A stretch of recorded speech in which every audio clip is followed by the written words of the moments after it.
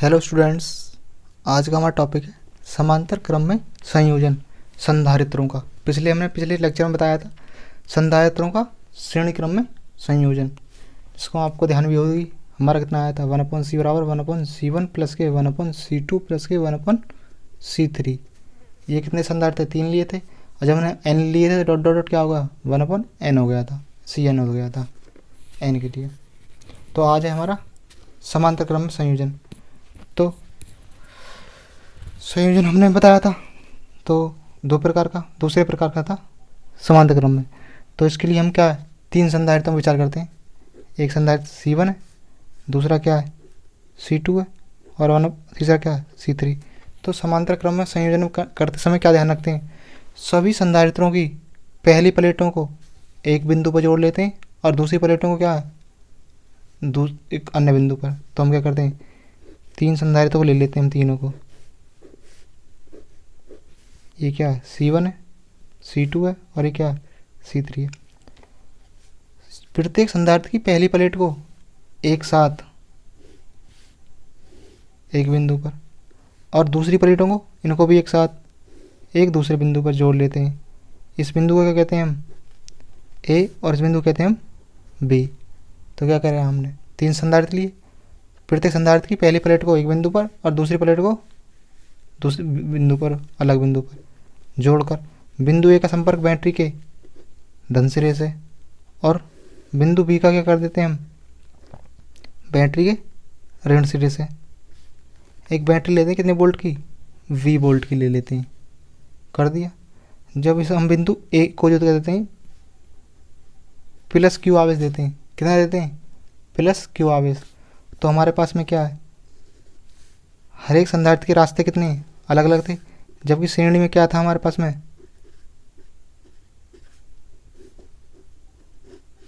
एक ही रास्ता था जाने के लिए। तो एक ही रास्ता था जैसे हमें बताई थी पाइप थी, इसमें सॉलिडर डाला, ये ए है, ये बी थी और ये कितनी थी सी। तो हर एक पाइप में कितना जाएगा सॉलिडर जाएगा, क्योंकि रास्ता कितना एक है। यहाँ रास्ते कितने अलग अलग है, यहाँ से C1 पे जाने के लिए अलग है, C2 पे जाने के लिए अलग है, और C3 पे जाने के लिए अलग है। तो माना इस पर कितना आवेश पहुँच गया Q1, कि रास्ते अलग अलग हैं तो आवेश क्या हो जाएगा बढ़ जाएगा। इस पर क्या कहते हैं Q2, और क्या है Q3। तो फिर इसकी जो संधारित्र हमारा कौन सा पहला संधारित्र C1 है, तो उसकी प्लेट पर क्या हो जाएगा पहली प्लेट पर Q1 हो गया। जितना पहली प्लेट पे उतना ही क्या होगा ऋणात्मक होगा दूसरी प्लेट पर। इसी प्रकार इसकी पहली प्लेट पर क्या है प्लस Q2, दूसरी पे कितना हो जाएगा माइनस के Q2। ऐसे संधारित्र तीसरा है, इसकी पहली प्लेट की क्या है Q3 प्लस के, और दूसरी प्लेट पे क्या हो जाएगा माइनस के Q3।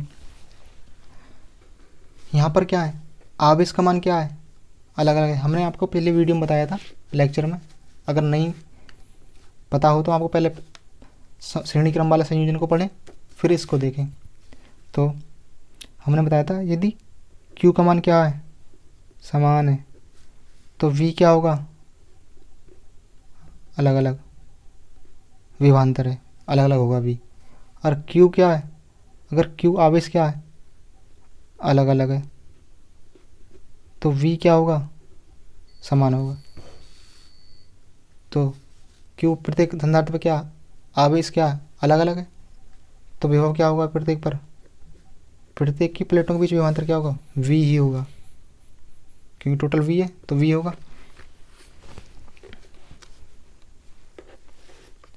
हमारे पास में क्या है हमने देखा कि 3 संधारित्र प्लेटों के बीच विभवांतर क्या समान है और Q का मान क्या अलग अलग है।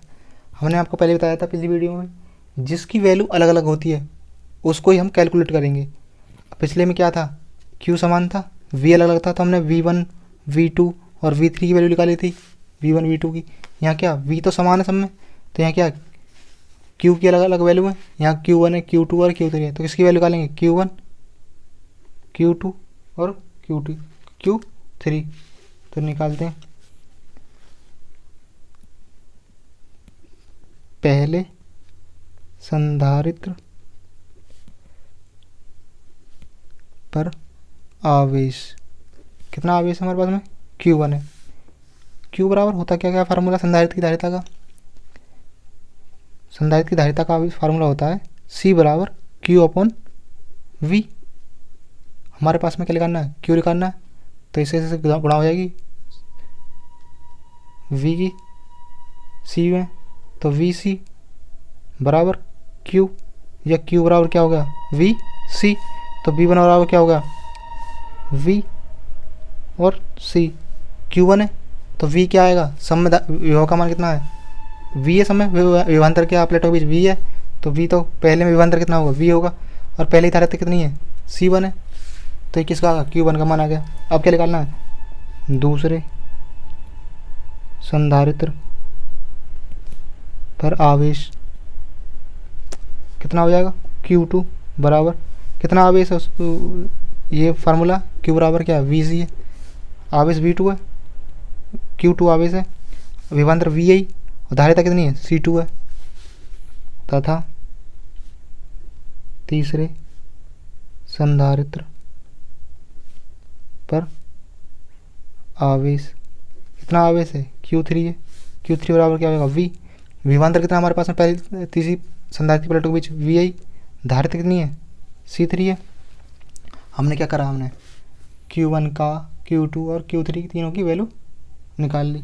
अब क्या हमें पता है, क्योंकि कुल आवेश कितना आवेश दिया हमने, कुल आवेश बैटरी से, हमने बैटरी से बिंदु A को दिया था प्लस Q आवेश, और जो P प्लस Q आवेश था जो बट गया Q1 में, Q2 में और Q3 में, तो प्लस Q आवेश के कितना आवेश है टोटल, Q आवेश है Q है, इसलिए Q बराबर कितना हो जाएगा Q1 प्लस के Q2 प्लस के Q3, तो Q बराबर Q1 की वैल्यू हमारे पास में क्या है VC1 है, VC2 है, Q3 की वैल्यू क्या VC3 है, Q1 की वैल्यू यहाँ से, Q2 की यहाँ से और Q3 की यहाँ से। तो यहाँ हम देख रहे हैं हमारे पास में क्या, हमारे पास में V कॉमन तीनों में से, तो C1 प्लस के C2 प्लस के C3, और V से गुणा हो रही है, इधर जाकर डिवाइड हो जाएगा Q बटे V बराबर क्या C1 प्लस के C2 प्लस के C3। तो हम देखते हैं Q बटे V हमारा फार्मूला क्या होता है, हमारा फार्मूला होता है ये, तो Q बटे V कितना होता है C होता है, तो Q बटे V क्या रख दिया C रख दिया, चूँकि पहले रख देते हैं Q बटे V बराबर होता है C, परंतु जहाँ C कितनी है तुल्य धारिता है, तुल्य मतलब तीनों की मिलाकर जितनी धारिता होगी वो तुल्य कितनी होगी C कह दिया हमें C होगी, तो V बटे Q बटे V की जी क्या रख दें हम C रख दें, तो इसी जी क्या रह जाएगा C, तो इसलिए क्या हो जाएगा C बराबर C1 प्लस के C2 प्लस के C3, ये क्या हो गई तुल्य धारिता। अगर हमारे पास में क्या हो N संधारित्र हो, कितने हो N संधारित्रों के लिए क्या होगा C बराबर C1 प्लस के C2 प्लस के C3 प्लस के dot dot dot plus CN, ये कितना हो जाएगा N संधारित्रों के लिए। जितने संधारित्र होंगे इतने क्या होंगे आगे बढ़ते चले जाएंगे, माना 5 है हमारे पास में, C बराबर कितना हो जाएगा C1 प्लस के C2 प्लस के C3 प्लस के C4 प्लस के C5, ये हो जाएगा। तो आइए इसकी देखते हैं थ्योरी। हमने कितने ले लिए,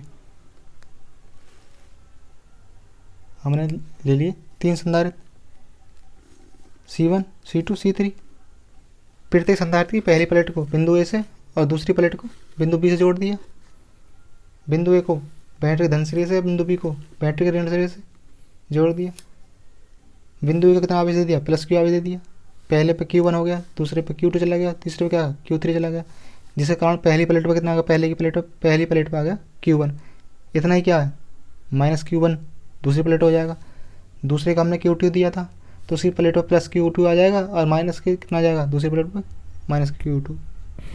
हमने तीसरे को दिया संधारित्र को Q3, तो उसकी पहली प्लेट पर प्लस Q3, इतना ही क्या है माइनस का हो जाएगा Q3 दूसरी प्लेट पे।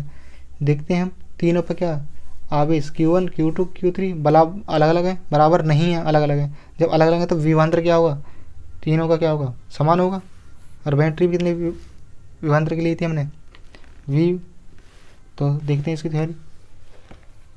समांतर क्रम में संधारित्रों को इस प्रकार जोड़ा जाता है कि सभी संधारित्रों की पहली प्लेटों को, पहली प्लेट, इसकी पहली प्लेट, इसकी पहली प्लेट, इसकी पहली प्लेट को बिंदु ए से तथा दूसरी प्लेटों को बिंदु बी से जोड़ देते हैं। पहली प्लेटों को बिंदु ए से और दूसरी प्लेटों के साथ बिंदु बी से जोड़ देते हैं।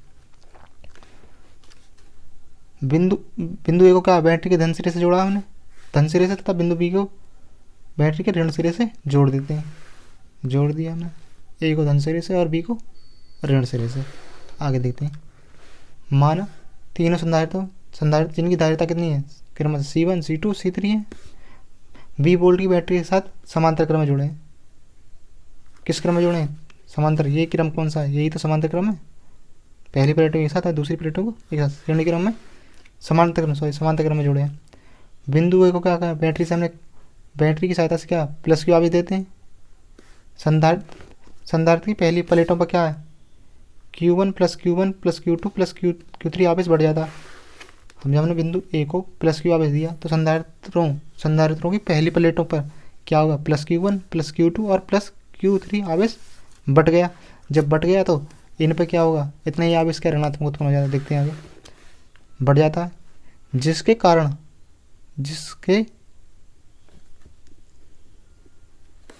कारण संधारित्रों की दूसरी प्लेटों पर माइनस Q1 माइनस Q2 और माइनस के Q3 आवेश उत्पन्न हो जाता है। जब इतना आवेश इन पर उत्पन्न हो गया, दे दिया हमने इनको, तो इतना ही क्या होगा, इन पर ऋणात्मक होगा उत्पन्न। इसे Q1 दिया था तो माइनस Q1, इसे Q2 दिया था माइनस Q2, इसे Q3 दिया था तो इसे माइनस के Q3 गया, उत्पन्न हो जाता है। तो आगे देखते हैं। हमने क्या, आवेश के मान अलग अलग थे, विभवांतर तो समांतर था। आवेश की कैलकुलेशन करेंगे।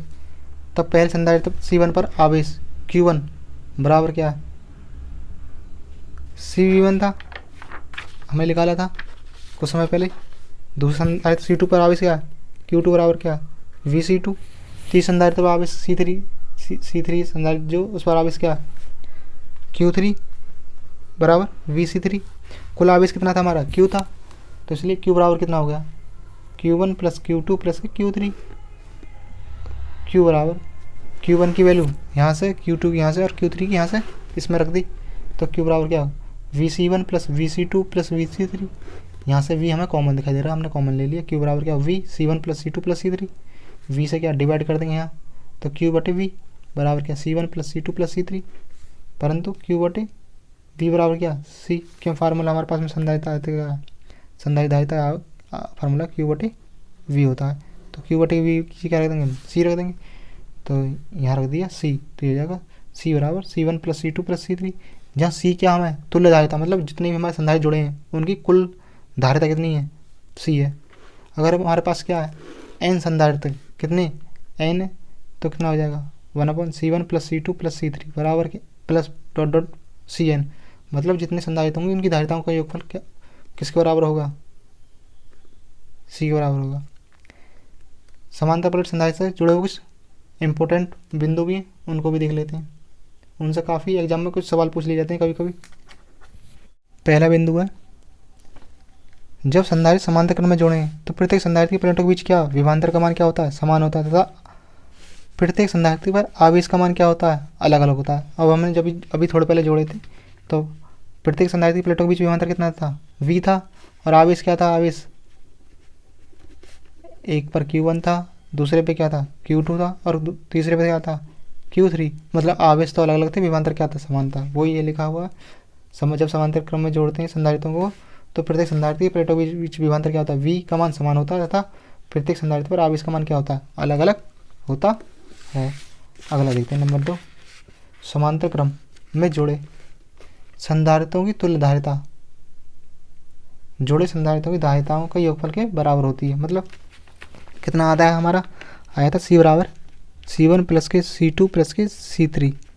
पहले संधारित्र धारिता कितनी थी, 3 संधारित्र थे, पहले की C1 थी, दूसरे की C2 थी और तीसरे कितनी थी, C3। तो ये क्या कहा गया है, यहाँ कहा गया है कि समांतर क्रम में जुड़े संधारित्रों की तुल्य धारिता, कितनी धारिता तुल्य धारिता थी, C थी। C क्या होगी, तुल्य धारिता C, जुड़े संधारित्रों की धारिताओं का योगफल जुड़े कौन से, C1 C2 C3, तो तुल्य धारिता क्या होगी, जितने भी जुड़े होंगे उनकी धारिताओं का क्या होगा, योगफल है सीधा। तो मैं कह लगूँ 4 संधारित्र जुड़ रहे हैं, C1 C2 C3 और C4। तुल्य धारिता क्या था, C। तो तुल्य धारिता क्या होगी, इन धारिताओं समांतर क्रम में जुड़े हुए हैं। किस क्रम में जुड़े हुए हैं, ये समांतर क्रम में। जोड़ भी देते हैं एक बार, लो इनको एक साथ जोड़ना है और इनको एक साथ जोड़ना, जोड़ दिया। C1 C2 C3 और C4। तुल्य धारिता जो है समांतर क्रम में जुड़े संधारित्रों की धारिताओं का योगफल, मतलब धारिता को संधारित्र जुड़े हैं ये, इनकी धारिताओं के योगफल के बराबर। इसकी धारिता कितनी है, C1 प्लस के C2 प्लस के C3 प्लस के C4, इनकी धारिताओं के योगफल के बराबर है। अब नोट नंबर 3 को देख लेते हैं, ये भी काफ़ी इंपॉर्टेंट है। इसमें क्या होता है, तुल्य धारिता का मान समांतर क्रम में जुड़े सबसे अधिक धारिता वाले संधारित्र की धारिता से भी अधिक होता है। इसका मतलब जो हमारे पास समांतर क्रम में जुड़े हुए संधारित्र हैं उनकी तुल्य धारिता जो C होगी, C जो होगी सबसे अधिक धारिता का जो संधारित्र है, जो सबसे अधिक धारिता का संधारित्र है उससे भी क्या होगी, ज़्यादा होगी। जबकि श्रेणी क्रम में हमने क्या होता था, उससे भी क्या होती है, कम होती है। यहाँ क्या होती है, उससे भी, वहाँ सबसे कम वाले से भी कम होती है, यहाँ क्या है, सबसे अधिक वाले से भी क्या होती है, अधिक। कर लेते हैं, कोई दिक्कत नहीं। हम इसको कह देते हैं 2 माइक्रोफैरड, C2 को कह देते हैं हम 3 माइक्रोफैरड, C3 को कह देते हैं 4 फैरड, माइक्रो नहीं 5 फैरड ही कर रहे हैं, ये 5 फैरड हो गया। C1 कितनी है, 2 फैरड का लिया हमने, C2 3 फैरड का, C3 4 फैरड का और C4 5 फैरड का लिया। तो तुल्य धारिता निकालते हैं, C बराबर C1 plus C2 plus C3 plus C4। तो ऐसा वैल्यू रखते हैं। C1 कितनी है हमारे पास में, 2, C3 कितनी है, C1 C2 की 3, C1 के 2, C2 के 3, C3 कितनी है हमारे पास में 4 और C4 कितनी है हमारे पास में 5। तो कितना हो गया, 3 और 2 5 और 5 10 और 4 14 फैरड। नोट क्या था, हमें नोट को देख लेते हैं एक बार। कितनी फैरड आ गई तुल्य, टोटल आ गई हमारे पास में 14 फैरड। ठीक है, ये कह रहा है तुल्य धारिता का मान समांतर क्रम में जुड़े सबसे अधिक धारिता वाले संधारित्र से भी अधिक होता। सबसे अधिक धारिता किसकी थी हमारे पास में, 5 वाला था, और जब हमने टोटल निकाला है तो उससे भी संधारित्र से भी क्या है, इसकी धारिता क्या टोटल क्या आई है, उससे भी अधिक की आई है। यही हमारे इस नोट में दिया हुआ है कि समांतर क्रम में अधिक धारिता वाले संधारित्र से भी क्या होती है, अधिक आती है। ये आ गई।